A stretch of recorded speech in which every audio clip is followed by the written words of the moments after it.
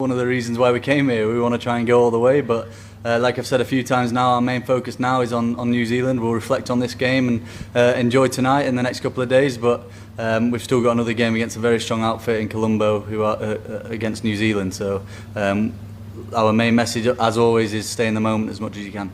And can you just sort of talk us through your emotions in that sort of last 5 or 10 minutes of the innings after you got out? Because it was a bit of a nervy one. Yeah, I thought it was going to be another oval against India, but thankfully we managed to get over the line and Joff hit that boundary at the end. But yeah, it did get a little bit nervy there, and like I said, thankfully we got the win.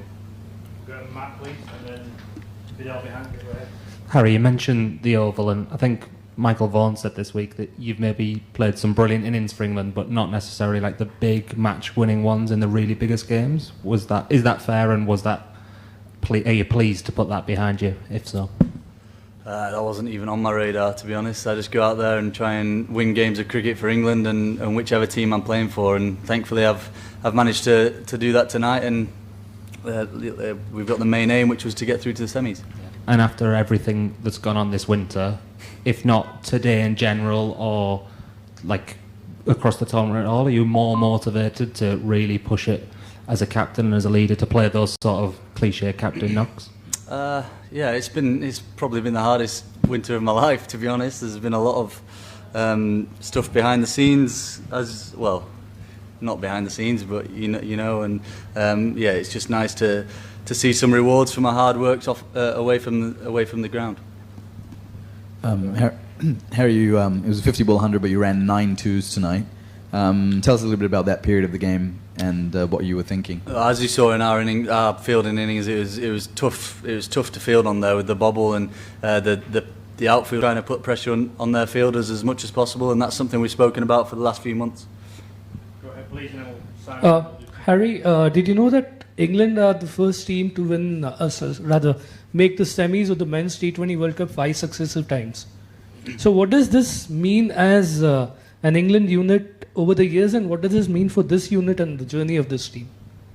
I don't know. It's just cricket, isn't it? We're winning games. We're not winning them perfectly, but thankfully we are winning games. And like I said before, we haven't had the perfect game yet, and hopefully that's just around the corner with our main players firing. And yeah, like I said a second ago, we just got to try and stay in the moment as much as possible, and not focus on the semi-final now, because we've still got another game against New Zealand, who are a very strong side and playing well as well. Simon, Tim, and then we'll finish at the back. Was there a point as England were losing wickets early in the innings where you kind of thought, well, this is all on me now? And if so, does that kind of thought excite you? I do like pressure situations, but I had full faith in Sam Curran and Will Jacks. Jacks has had an amazing tournament so far. He's slid into that number 7 role and really well. He's been phenomenal. To have 3 man of the matches already is awesome. So I had full faith in them guys, and then obviously Jamie Overton, who can smack the ball miles at the end. It didn't come off tonight, but I knew that there was going to be a few lads that could stick around with me and anchor the role with me. And there were a few mistakes in the field from both sides, but you dropped a catch yourself, and you looked pretty annoyed with yourself when you did.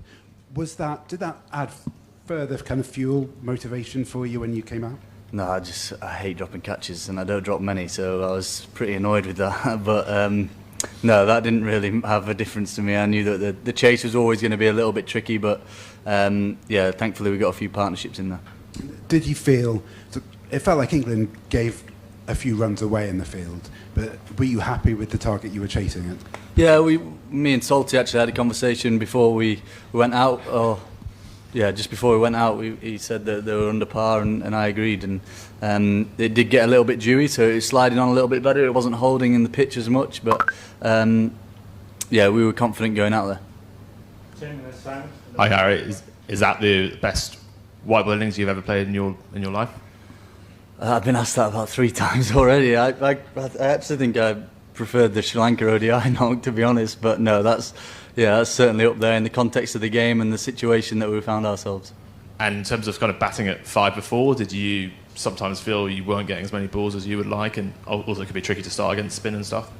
I just try and slide into what the team thinks is the best role for me to play. And Baz, like I said, Baz came up to me this morning and said, "Look, why don't we just try you at 3?" And try and maximise the power play. And thankfully, I got off to a good start.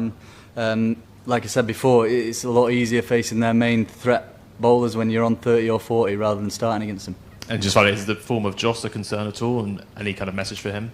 No, he's like I said, plenty of times. He's a powerhouse of world cricket. He's done it on every stage. He's won World Cups in ODIs and T20s, and it's just a matter of time. Simon, and we'll finish up. I was also going to ask about Joss. I mean, I know these things happen, but he does look, even by his own standards, he looks pretty disconsolate. Is he Sorry, okay? And what would does that word mean? Unhappy. And would you seriously consider maybe dropping him to 3 or whatever? Could you move the order around, maybe even open yourself?